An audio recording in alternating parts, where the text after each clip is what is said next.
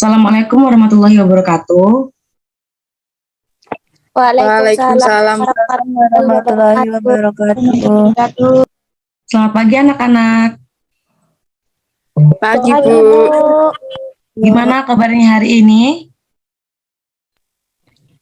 Sehat Bu. Alhamdulillah semuanya sehat ya. Baiklah anak-anak, sebelum memulai pembelajaran pada pagi hari ini, marilah kita berdoa menurut agama dan kepercayaan masing-masing. Berdoa mulai. Berdoa selesai. Baiklah anak-anak, Ibu presensi terlebih dahulu ya. Mbak Rizky Fauzia, apakah hadir? Hadir, Bu. Azimatul Hikmah, Hadir Bu. Penny Rahayu, Hadir, Bu. Tekvina Hikmatul Rizky, Hadir, Bu.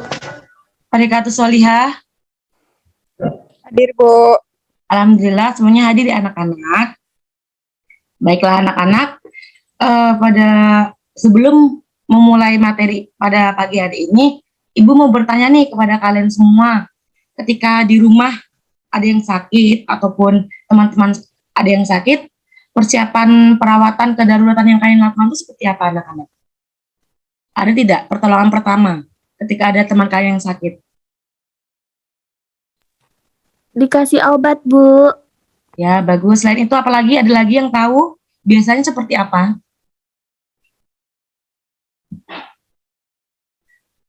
Baik. Baiklah anak-anak, kita akan masuk materi ya. Sebelumnya Ibu izin share screen terlebih dahulu ya anak-anak.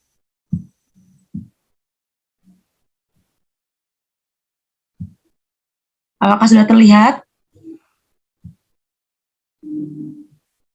Belum Bu. Sekarang sudah? Sudah. Sudah. Baiklah anak-anak, pada pertemuan kali ini Ibu akan membahas tentang persiapan perawatan kedaruratan. Nah, sebelum masuk ke materi, Ibu akan membacakan tentang tujuan pembelajarannya. Yang pertama yaitu siswa mampu memahami tata cara dalam penyajian makanan kepada klien. Yang kedua, kemudian siswa dapat memahami pelaksanaan persiapan perawatan kedaruratan. Yang ketiga, siswa mampu membedakan ciri-ciri obat-obatan.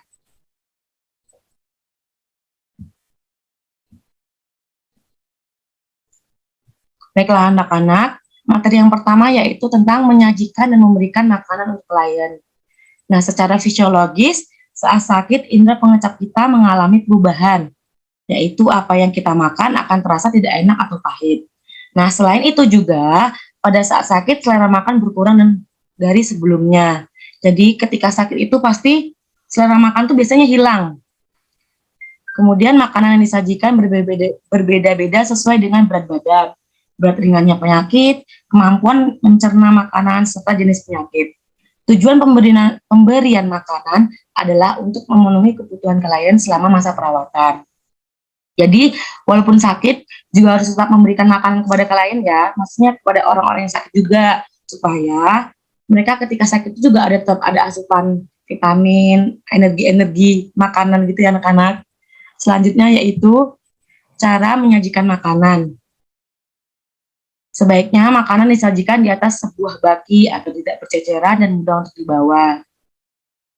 Nah, yang pertama yaitu sesuaikan makanan dengan selera klien asal tidak bertentangan dengan anjuran dokter. Jadi makanan yang diberikan tuh yang maksudnya ketika sakit kan biasanya kayak harus yang lembut-lembut gitu makanannya. Jadi kayak dikasih bubur, kemudian ketika ada pantangan dari dokter itu jangan diberikan makanan yang pantang yang dilarang oleh dokter, gitu, seperti itu ya anak-anak. Kemudian yang kedua itu sayuran dan lauk pauk dipisahkan. Jadi siapkan satu piring lauk sendiri dan satu piring nasi sendiri. Ya, tempatnya itu berbeda ya anak-anak supaya ketika dia ingin memakan sayur hanya sayurnya saja yang dimakan seperti itu. Yang ketiga itu usahakan disajikan dalam keadaan hangat. Jadi sebisa mungkin ketika ingin memberikan makanan kepada orang yang sakit itu makanannya dalam keadaan hangat ya, jangan terlalu panas dan jangan terlalu dingin seperti itu. Yang keempat yaitu waktu makan ditentukan. Jadi makannya itu sesuai. Jadi ketika makan tuh biasanya kan 3 kali. Nah itu sesuai dengan waktu yang ditentukan oleh dokter seperti itu ya. Selanjutnya yaitu bila kalian dapat makan sendiri, gunakanlah meja kaca yang diberi alas. Jadi sebisa mungkin membuat pasien yang sakit itu tuh kalau makan tuh senyaman mungkin ya. Jadi kayak ada mejanya supaya tidak berceceran atau tumpah seperti itu. Selanjutnya yaitu pelaksanaan perawatan pada pasien. Baiklah anak-anak, pada materi ini apakah ada yang ingin membacakan?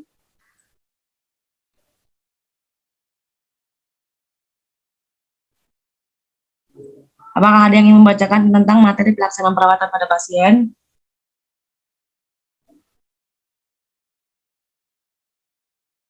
Saya, Bu. Baik, silahkan. Pelaksanaan perawatan pada pasien. 1. Memberitahu klien dan keluarga terlebih dahulu. 2. Mendekatkan alat-alat dan mencuci tangan. 3. Bila perlu gunakan APD. 4. Tanyakan pada klien apakah ia mau BAB dulu. Kelima, letakkan makanan di atas meja dalam keadaan hangat. 6. Bila klien dapat duduk dan makan sendiri, klien didudukkan dan ditempatkan makanan menggunakan meja kecil di depan perut klien. Sediakan juga serbet dan bel agar dapat memberitahu bila sudah selesai makan. 7.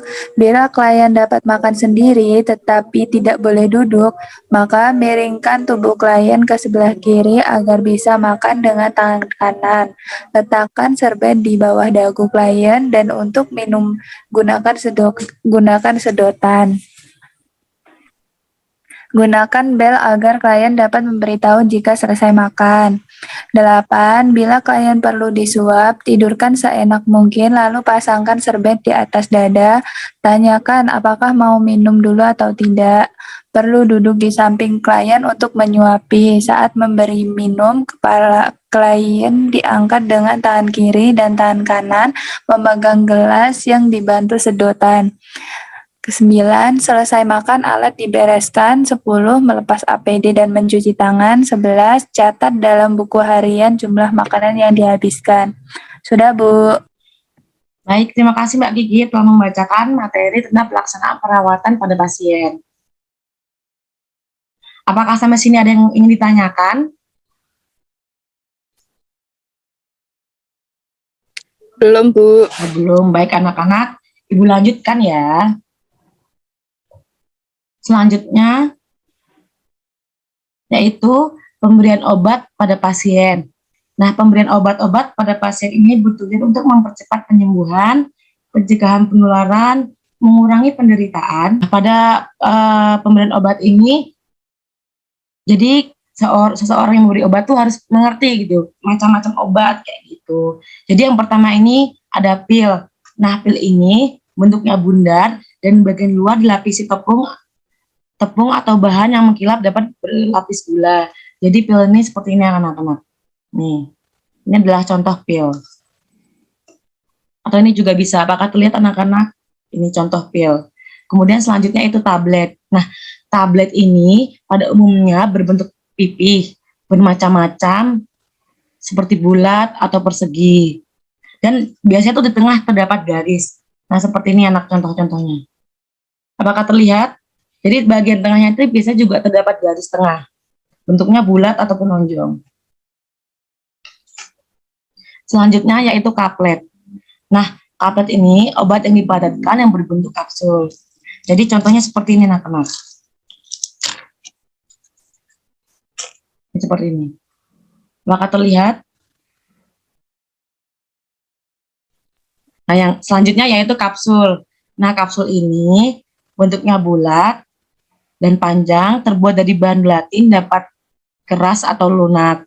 Pada umumnya, kapsul berfungsi sebagai pembungkus di mana terdapat satu atau lebih obat racikan yang berkhasiat. Nah, contoh kapsul ini seperti ini anak-anak. Karena ibu tidak memiliki contohnya, jadi kurang lebih untuk gambarannya seperti ini ya. Selanjutnya itu salep.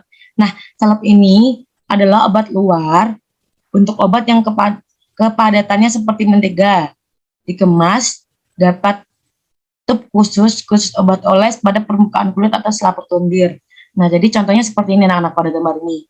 Kalau masih kurang jelas ini Ibu memiliki contohnya. Jadi kayak seperti ini anak-anak. Ini adalah contoh obat salep. Jadi dia teksturnya seperti ini. Apakah terlihat? Iya, Bu. Ya, baik. Selanjutnya yaitu obat cair. Nah, obat cair ini bisa dipergunakan obat luar atau obat gosok, kompres, cuci mata, dan lain-lain. Obat dalam atau juga bisa digunakan obat dalam, jadi diminum seperti itu anak-anak. Yang dapat diminum, biasanya tuh obat cair itu diminum kayak bisa menghilangkan batuk, kayak gitu. Untuk menghilangkan masuk angin nih, contohnya seperti ini.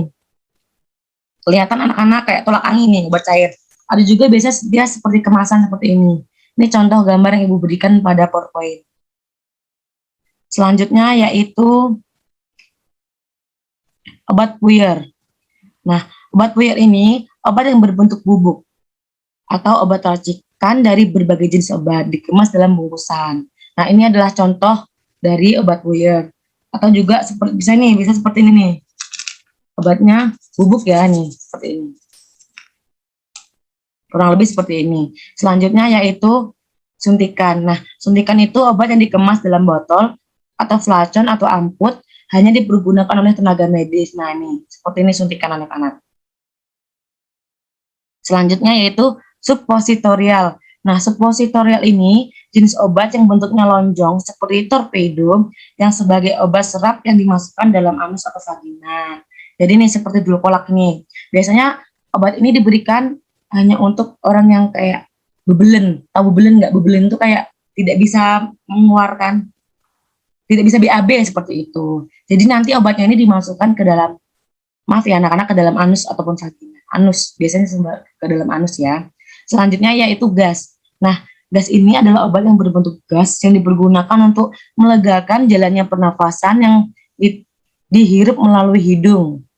Nah, contohnya nih seperti ini inhaler. Jadi biasanya obat ini dipergunakan untuk orang yang memiliki asma.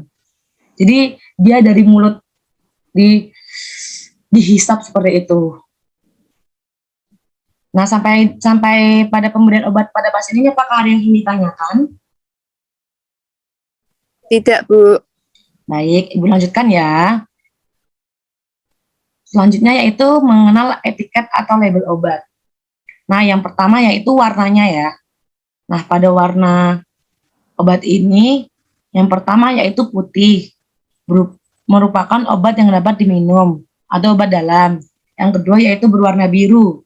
Nah, untuk obat warna biru ini merupakan obat yang tidak boleh diminum, atau biasanya obatnya tuh obat luar seperti itu. Yang ketiga yaitu yang obat yang berwarna hijau, yang merupakan obat yang dijual bebas, dapat dibeli tanpa resep dokter. Jadi dicari dimanapun tetap ada ya anak-anak. Jadi tidak perlu memerlukan resep dari dokter ketika membeli obat yang berwarna label hijau ini. Selanjutnya itu berwarna hitam. Nah, itu obat yang merupakan obat yang berbahaya. Jadi obatnya keras atau beracun. Jadi biasanya obat yang memiliki berwarna hitam itu, label hitam itu tuh tidak diperjualkan bebas. Jadi emang biasanya harus ada resep dokter seperti itu. Selanjutnya ada tulisan pada yang kedua yaitu tulisan pada etiket. Yang pertama ini ada nama klien. Yang kedua yaitu mengatur dosis atau takaran. Yang ketiga mengatur waktu pemberian obat. Jadi biasanya ketika memberi obat tuh rata-rata pada umumnya seorang dokter atau medis kesehatan itu memberikan obat 3 kali ya. Yaitu biasanya pagi, siang atau sore, atau siang, sore ataupun malam, rata-rata seperti itu. Selanjutnya yang keempat yaitu menuliskan instruksi pemberian obat. Contohnya seperti dikocok dulu sebelum digunakan, dan ataupun meminum obatnya tuh sesudah makan ataupun sebelum minum. Sebelum makan, seperti itu. Selanjutnya yaitu pelaksanaan pemberian obat. Nah, pada pemberian obat ini dapat melalui hidung, mulut, kulit, telinga, mata, anus, dan vagina. Nah, yang pertama yaitu memberikan pemberian obat melalui mulut. Nah, yang pertama pada pemberian obat melalui mulut ini, yang pertama kumpulkan semua peralatan dan letakkan dekat klien. Jadi obatnya ini didekatkan pada klien agar mempermudah memberikan obat kepada klien. Yang kedua yaitu jelaskan kepada klien dengan benar bahwa waktunya minum obat. Jadi dijelaskan nih kapan saja meminum obat itu waktunya. Yang ketiga, cuci tangan. Jadi sebelum memberikan obat kepada pasien atau orang yang sakit, harus cuci tangan terlebih dahulu ya agar lebih bersih dan steril. Yang keempat, ikuti petunjuk pada label dengan teliti. Jadi sebelum minum obat itu juga lebih bagus untuk membaca petunjuk pada obat gitu. Jadi kayak ada tata caranya kan, nah itu diikuti agar tidak terjadi kesalahan ketika meminum obat. Selanjutnya yaitu minumkan obat dengan hati-hati dan pastikan obat ditelan. Jadi harus memberikan minum itu pelan-pelan, hati-hati, dan pastikan obat itu tuh yang diberikan kepada pasien atau orang yang sakit itu benar-benar tertelan gitu.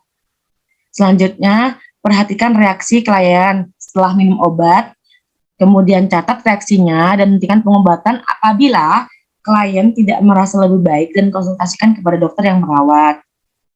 Seperti itu. Dan yang terakhir, setelah pengobatan, letakkan kembali semua peralatan obat ke tempat yang aman. Jadi setelah diberikan kepada orang yang sakit atau pasien itu disimpan dengan baik ya. Selanjutnya yaitu cara meminumkan obat pada anak. Yang pertama ini ada obat puir. Nah, untuk cara meminumkan obat puir kepada anak ini biasanya diberikan kepada anak-anak. Nah, untuk puir yang kerap kali pahit, terutama untuk bayi dan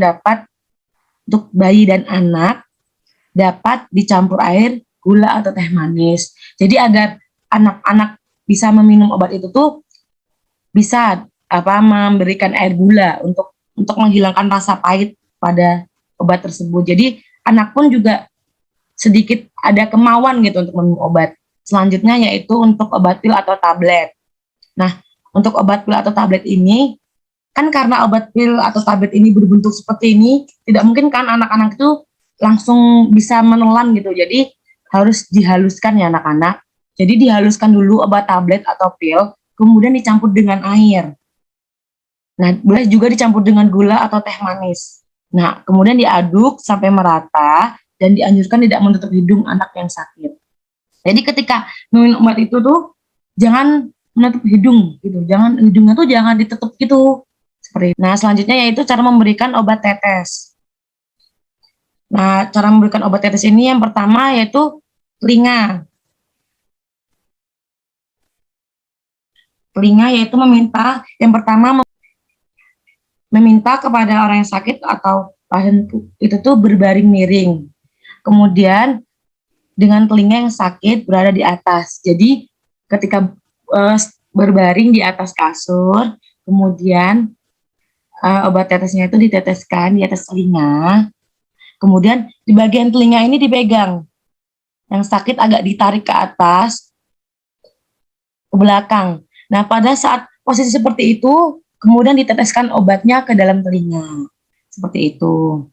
Nah, kemudian sebisa mungkin harus tetap ketika meneteskan tuh posisinya harus tetap miring ya. Yaitu pemberian obat tetes pada hidung. Nah, pemberian obat tetes pada hidung ini yang pertama yaitu meminta pasien untuk duduk dan menghembuskan nafas dengan lembut.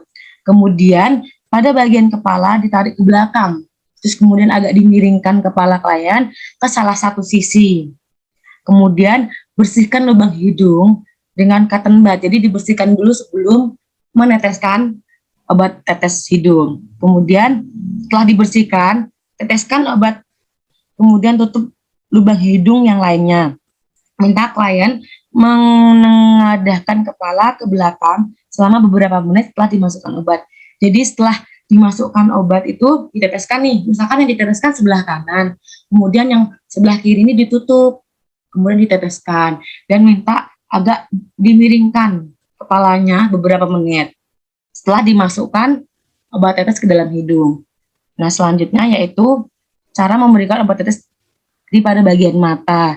Nah, yang pertama yaitu minta klien berbaring atau duduk dengan nyaman dan melihat ke atas, menghadap ke atas, kemudian bersihkan kotoran di sekitar mata dengan tisu atau cotton bud. Jadi ketika ingin meneteskan obat mata itu dibersihkan terlebih dahulu ya. Biasanya kan ada tahi mata tuh di ujungnya, nah dibersihkan dengan cotton bud atau tisu. Kemudian setelah itu letakkan jari telunjuk pada bagian pipi klien, tarik kelopak mata pada bagian bawah dengan lembut. Jadi ketika, contohnya nih seperti ini nih, ketika ingin meneteskan obat mata, tempelkan pada bagian pipi sini ya, kemudian agak ditarik, kemudian diteteskan seperti ini. Tapi tariknya pelan-pelan, seperti itu. Kemudian diteteskan. Terus selanjutnya, teteskan obat mata dengan jarak 5 cm dari mata pada kelopak mata. Ulangi sebanyak yang dibutuhkan. Jadi jangan terlalu dekat, jangan terlalu jauh. Jadi 5 cm ya jaraknya. Dan yang terakhir, bersihkan mata dengan tisu lembut untuk sekali pakai. Jadi setelah diteteskan dibersihkan juga lagi. Biasanya kan ada yang mengalir tuh obat tetes matanya, jadi dibersihkan. Seperti itu. Pada pelaksanaan pemberian obat ini, apakah ada yang ingin ditanyakan? Apakah sudah paham semua? Sudah jelas, Bu. Baik, akan Ibu lanjutkan ya. Baik, selanjutnya yaitu memberikan makan klien menggunakan selang kedua atau sonde. Nah, memberikan makan klien menggunakan selang kedua atau sonde ini merupakan suatu tindakan memasukkan makanan cair ke dalam lambung dengan menggunakan selang penduga melalui hidung. Tindakan tersebut dilakukan dengan tujuan memberikan makan kepada pasien yang tidak dapat makan seperti biasa, serta memenuhi kebutuhan nutrisi pasien. Jadi, ketika tidak bisa memakan lewat mulut, itu bisa lewat hidung. Ya, lewat hidung. Benar ya. Jadi ketika tidak bisa makan lewat mulut itu, ada alternatif lain, yaitu makan melewati hidung. Nah, yang dinamakan yaitu selang penduga. Nah, berikut merupakan prosedur dalam memberikan makan klien melalui selang sonde. Nah, pada prosedur tersebut apakah ada yang ingin membacakan?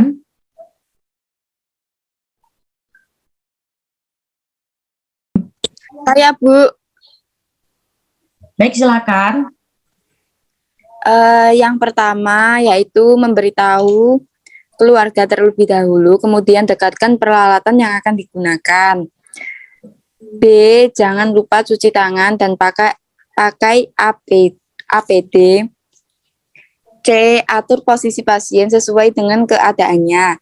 Kemudian pasang serbet di dagu pasien dan letakkan bengkok atau tempat untung membuang sampah di sisi pasien. D. Mengontrol suhu makanan. E. Tuangkan makanan ke dalam corong secara perlahan dan agak miringkan corong, tinggi corong kira-kira sekitar 15-20 cm dari wajah pasien. F. Membuka klem atau penjepit sonde sambil mengisi corong secara terus-menerus untuk menghindari masuknya udara ke dalam corong. Yang G. Jika makanan terakhir sampai di leher corong, maka segera tuangkan air matang 50 cc atau seperempat gelas. H. Menjepit pangkal sonde dan melepaskan corong sumbat pangkal sonde dan dengan penyumpat lalu bungkus dengan kain kasa steril. I. Bersihkan mulut dan sekitarnya menggunakan tisu lalu buang tisu kotor ke dalam bengkok. Kemudian rapikan peralatan. Yang terakhir yaitu J. Lepaskan APD dan jangan lupa mencuci tangan. Sudah, Bu. Baik, terima kasih kepada Mbak Azimatul Hikmah telah membacakan materi tersebut ya. Nah, sampai sini tentang memberikan makanan kalian menggunakan selang penduga, apakah ada yang ingin ditanyakan? Jelas, Bu. Nah, baik, jika tidak, Ibu lanjutkan ya. Selanjutnya, yaitu video persiapan perawatan tempat tidur. Nah, pada persiapan perawatan tempat tidur, Ibu akan menampilkan sebuah video ya. Disimak dan ditonton baik-baik ya anak-anak agar kalian lebih paham tentang video tentang persiapan peralatan tempat tidur pasien.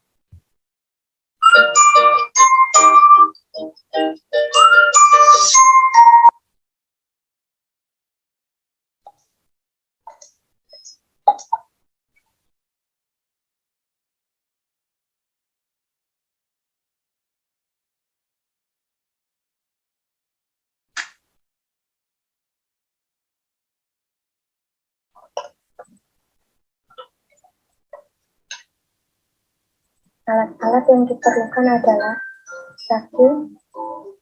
Selimut.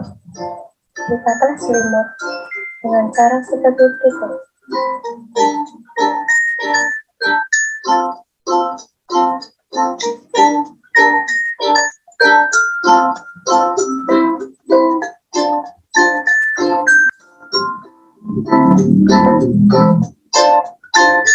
Alas serat. Lipatlah alas serat seperti yang dicontohkan dalam video.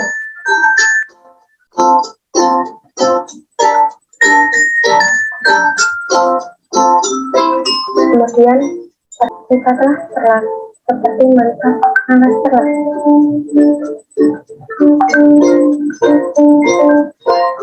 Kemudian, spray. Lipatlah spray dengan teknik yang baik dan benar. Perhatikan pada video.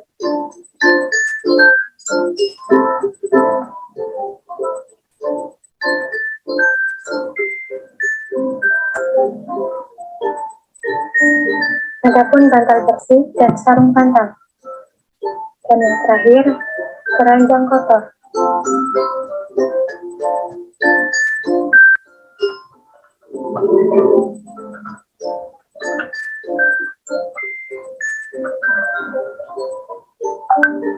Assalamualaikum Mbak. Saya ini bersama saya dan ini kami akan mencoba kami akan membantu bantal diambil, kemudian diletakkan pada keranjang kotor.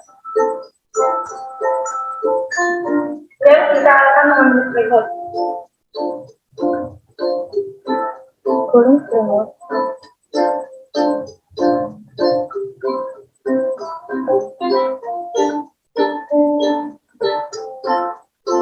masukkan ke keranjang kotor.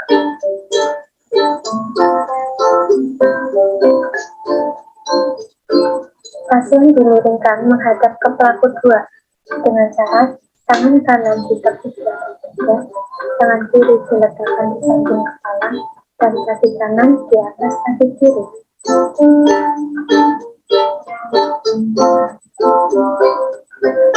Kemudian, buka sisi kanan dan kiri sekali. Begitulah sisi atas dan bawah sekali. Spray, perlak, dan alas perlak yang kotor digulung ke arah punggung pasien.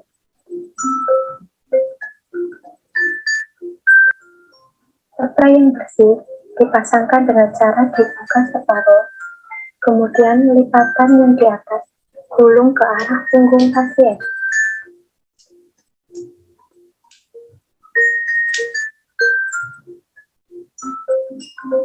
Ambil perlak dan pasangkan seperti memasangkan spray.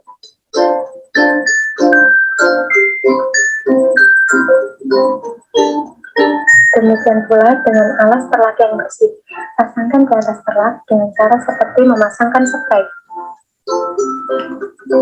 Baringkan pasien dan miringkan pasien ke arah sebaliknya dengan cara tangan kiri ditekuk di atas dada dan tangan kanan diletakkan di samping kepala dan kaki kiri di atas kaki kanan.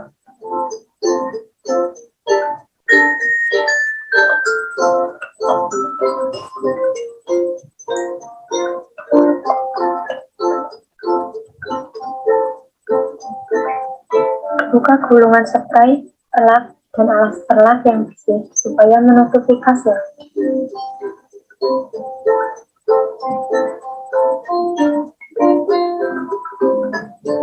Posisikan pasien ke posisi berbaring.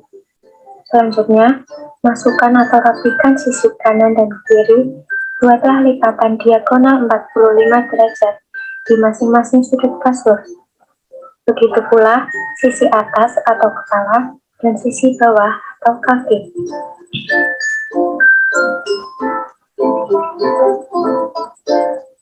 Ambil bantal bersih dan masukkan ke sarung bantal. Perhatikanlah cara memasukkan bantal yang baik dan benar.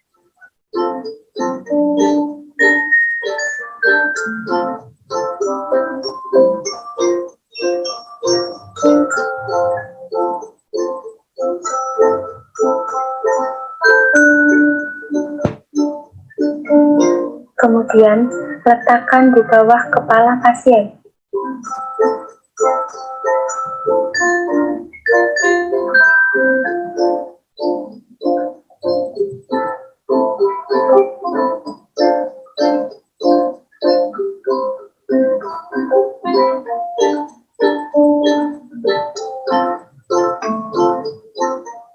Pasang selimut bersih.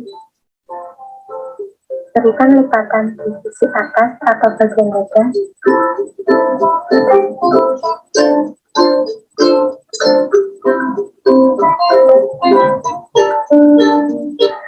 Dan buat lipatan di sisi kaki untuk ruang gerak.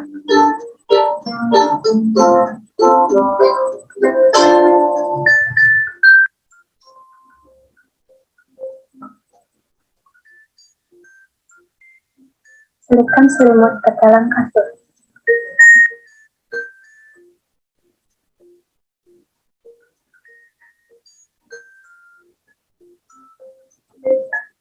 Beritahu pasien bahwa mengganti tenun telah selesai.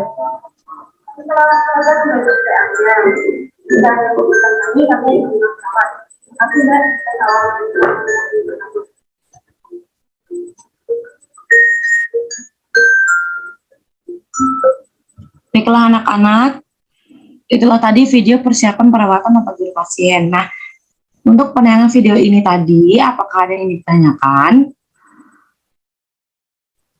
Tidak, Bu. Baik, sudah paham ya. Nah, selanjutnya itu evaluasi anak-anak. Nah, evaluasi ini dilakukan untuk mengetes sampai mana sih materi yang kalian ketahui, yang sudah Ibu jelaskan tadi. Nah, yang pertama yaitu sebutkan serta jelaskan 3 ciri obat-obatan. Nah, di sini untuk soal pertama, apakah ada bisa menjawab?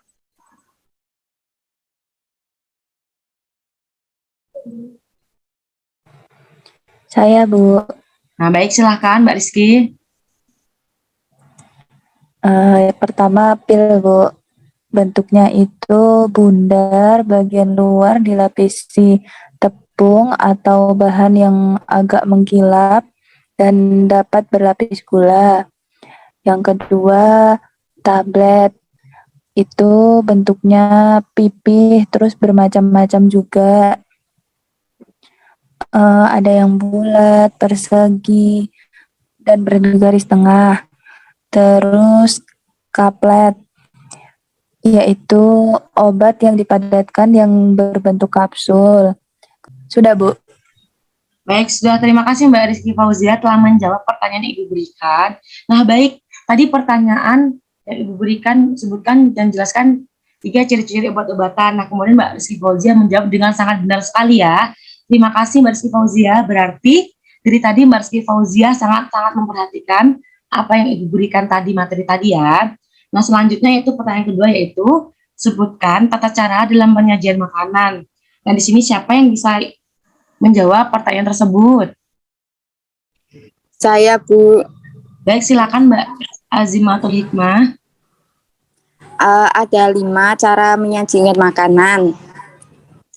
Yang pertama, sesuaikan makanan dengan selera klien asal tidak bertentangan dengan anjuran dokter. Nah, yang kedua, sayuran dan lauk pauk dipisahkan.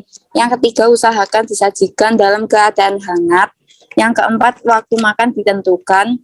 Yang terakhir, bila klien dapat makan sendiri, gunakanlah meja kecil yang diberi alas, Bu. Sudah. Baik, terima kasih Mbak Azwatul Hikmah. Jawabannya sangat benar sekali. Terima kasih banyak. Berarti dari tadi Mbak Azwatul Hikmah sangat memperhatikan ya dan paham apa yang Ibu berikan tadi materi tadi. Nah, terima kasih anak-anak. Selanjutnya yaitu kesimpulan. Nah, kesimpulan dari materi yang tadi Ibu berikan yaitu perawatan kedaruratan di rumah merupakan hal yang sangat penting, di mana banyak orang yang membutuhkan penanganan kedaruratan, di antaranya orang sakit, bayi, balita, ibu hamil, ibu melahirkan, ibu menyusui, lanjut usia, penyandang cacat, dan lain sebagainya. Nah, dengan keterampilan perawatan kedaruratan, kita dapat meningkatkan derajat kesehatan, meminimalkan angka kesakitan, dan bahkan angka kematian. Nah, itu tadi kesimpulannya ya, Kanak. Nah, selanjutnya untuk tugasnya hari ini tidak ada tugas, jadi minggu besok tidak ada tugas ya anak-anak. Nah, sampai sini apakah ada yang ditanyakan? Tidak ada, Bu. Oh, tidak ada, baiklah. Ibu tutup ya anak-anak. Ibu akhiri, wassalamualaikum warahmatullahi wabarakatuh. Waalaikumsalam warahmatullahi wabarakatuh. Warahmatullahi wabarakatuh.